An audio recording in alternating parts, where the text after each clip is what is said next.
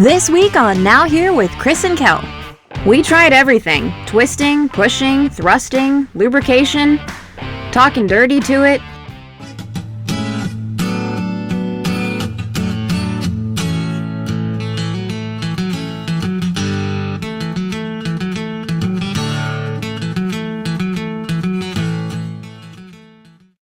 I didn't want to complain because we are where we are in the boat yard and you really don't have a choice. But we're in the sand lot, which is where they do all the sandblasting, and this is a dusty, messy place. There's like a layer on the deck and everything else. But today, old Drift's getting a move. No more gritted teeth and metal flakes in the air to breathe. Anyway, we're headed over clear across the street to there. It's called the North Lot. That's where all the cool kids hang out. We were so grateful to be moved from the sand lot. This may not seem like a big deal, but after our forklift attack and constant battle with the flying debris, this was essential to being able to power through our boat projects. I lied, they're putting us in the main lot, which is my second choice, although anything's better than that sand lot, that's for sure.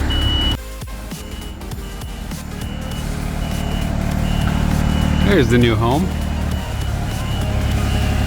Seaside location. Hopefully you don't have to pay extra for that.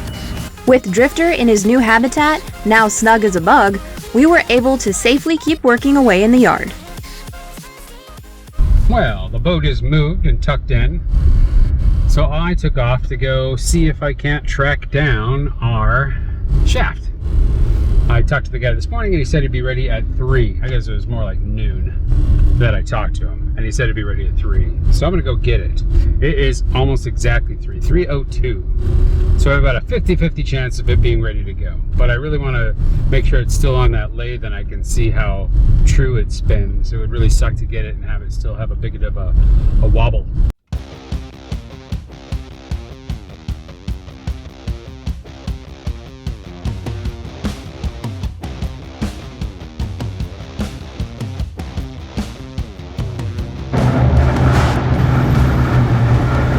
Cool. ¿Es perfecto? Sí. Oh, bueno. It looks nice and straight in the machine, which is good, but it was a little rough on the surface. So I'm gonna go get my sanding stuff and goop and see if I can't come back and do a better job of giving it a finish. I'd rather do it on their lathe, which turns it for me, than try to do it myself, that's for sure. Hopefully that works. Not quite as polished as I'd like it to be. I still haven't personally tested to see how true it is, but it looked like it was good. And the total was 1,800 pesos, which is just a hair above $100. So price is definitely reasonable. Let's keep working on our bottom projects. All our patches are done and sanded relatively flat. Next up, we've got a fair. Started this. Really like this stuff because you just it's yellow and blue and you make green with it. This kind of like muddy green is what you're after. Chris then applied the first layer to all the spots in question. He's shooting for 2 rounds of this fairing compound. Let's see if he can do it. Green splotches everywhere. We'll let that firm up a bit. And then what happens, Chris? It'll be time for more sanding. Yay! Before you knew it, we had entered into the weekend. Today is Saturday, which is crazy because I lost the whole day, I swear. Thursday disappeared. But look who doesn't have to work. Yay. So she's coming to the boat to work. We got into the yard and started sanding away at the fairing compound, making our hull great again.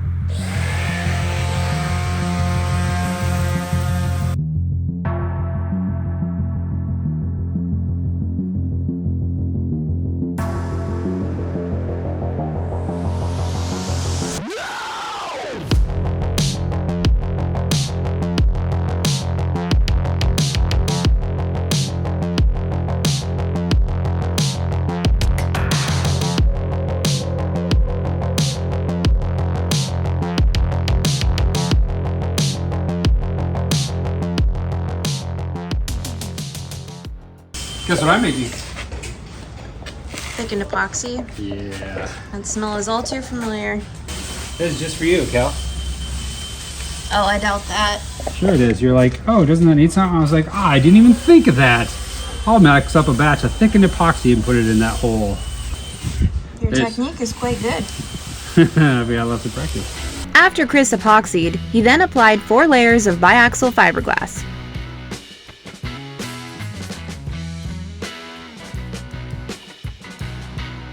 While that was drying, we then tackled some other projects, like fixing the joints in our rail.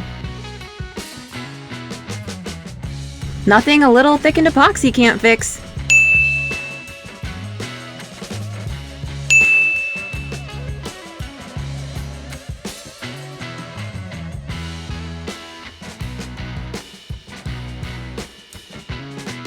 Quick trick today. We'll be back tomorrow. The next morning, Boy, does this hole look ugly. It's all ready to paint though. Just gotta put the border tape up and then we'll be ready to prime.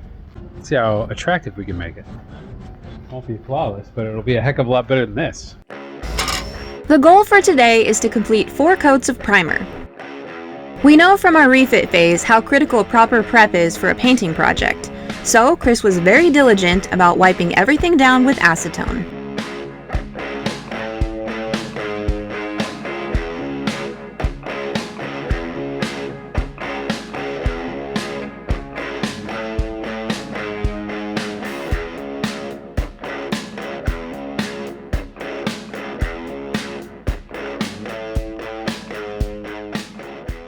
Four coats on. I think we're good for primer. Next up will be a light sanding and then we'll do the bootstrap. And then at the very end, we'll let it cure for as long as we can. We'll put on the bottom paint. But I would rather do that just before we splash. It just holds up a little better if you get it wet sooner rather than letting it sit out, even though it really won't make that big of a deal. That's it for today. Come back tomorrow and paint some light gray.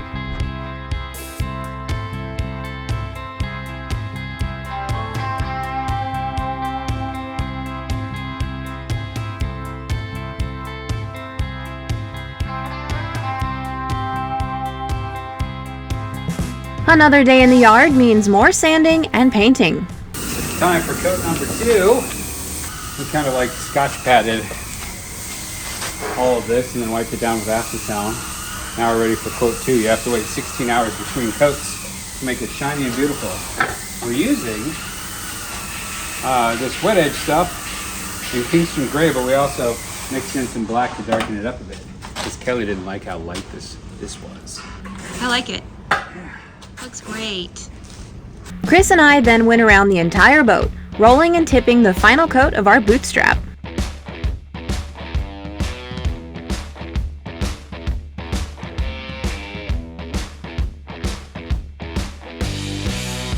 We were now literally waiting for the paint to dry. Chris was happily hacking things up in our engine room. What's up? What are you working on? Just want to get the bilge pump set up before I put the shaft back in. Oh yeah, and then we tried to put the shaft back in, keyword being tried. We tried everything, twisting, pushing, thrusting, lubrication, talking dirty to it, holding it close and whispering sweet nothings, squirting in more lube. Progress was just not happening today, so we decided to move on to something else, marking the water line. So the way this whole fancy thing works is you would think, you know, like, oh, you want a 4-inch stripe, so you just measure 4 inches down the boat all the way around. But with the contours and stuff, you can't do that. Nothing's ever that simple. So what you have to do is take 2 boards that are 4 inches apart and put points on them. And then you take a level, put that on top, and then you put 1 point at the top of the line, get your boards level. You can grab them like that so I know that they're flat. Get your bubble level good, and then have Kelly mark it.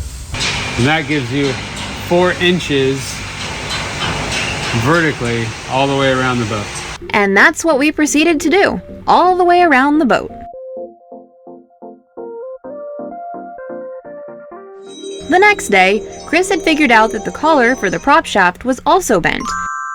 and that's why we had such difficulty in sliding the shaft back in. He came up with a solution to jack the collar back up and straighten it out. It's way better now. Oh yeah, that is what we've been expecting. We're gonna let this sit and relax here for a minute.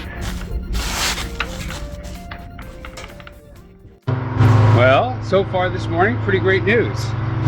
We let it relax overnight after using the hydraulic jack to try to correct the yaw. I put everything back together this morning. Put in some Sikaflex 291 LOT, and this happens now. Woo, woo. Easy peasy. Rotation, in and out. Today we're just kind of doing some odds and ends, but our big job today will be to paint the bottom.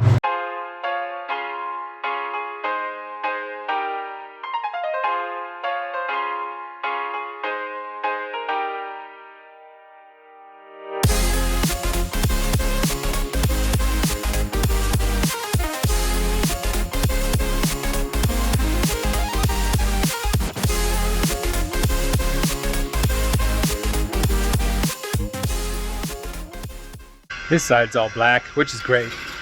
Probably gonna take another coat before we're ready to peel the paint off and really make it look good, but this takes longer than I thought it would. That looks pretty sharp. Way better than the hull. Look at that ugly thing. That's a project for a different day. 3-4 days of paint, or I guess it was prime, prep, paint, prep, paint, paint. But we finished, and it looks pretty damn good. So I'm gonna head out for the day. We'll be back tomorrow to put all the pieces back together. Rudder, prop, shaft, all that stuff. The next day, we did just that. Finished putting Humpty back together again.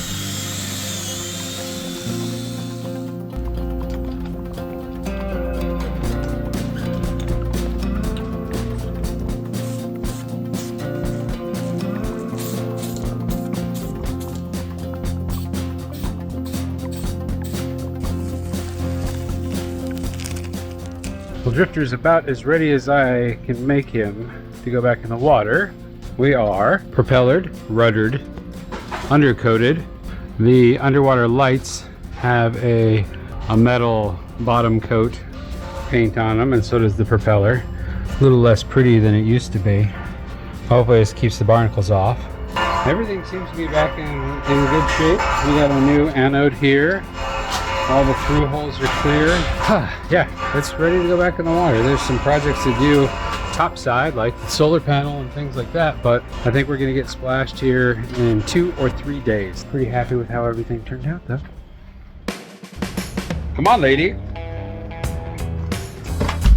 We gotta go get everything ready to go. Got a new dinghy that we need to get on deck, and solar panel to resecure. Plus Kelly needs to clean and organize, because that's her jam. So we head to the yard. Last minute night before the big day, project number 1, securing our replacement solar panel. Our neighbor Lee on Catalpa came over to lend a hand, which was very much appreciated because Shorty over here can't see and I can barely lift this panel as Monkey Chris hangs off the davits like 20 feet in the air.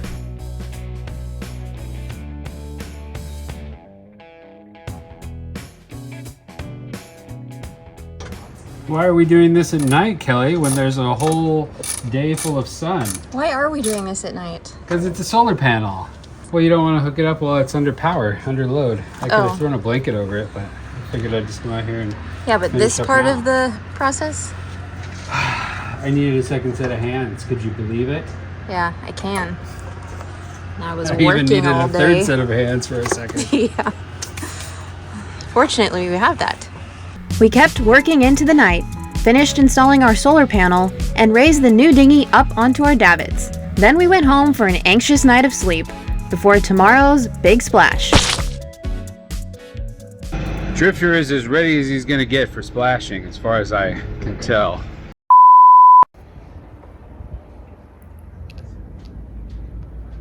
Your thing's going. Uh-huh. Oh, you're not taking a photo. No.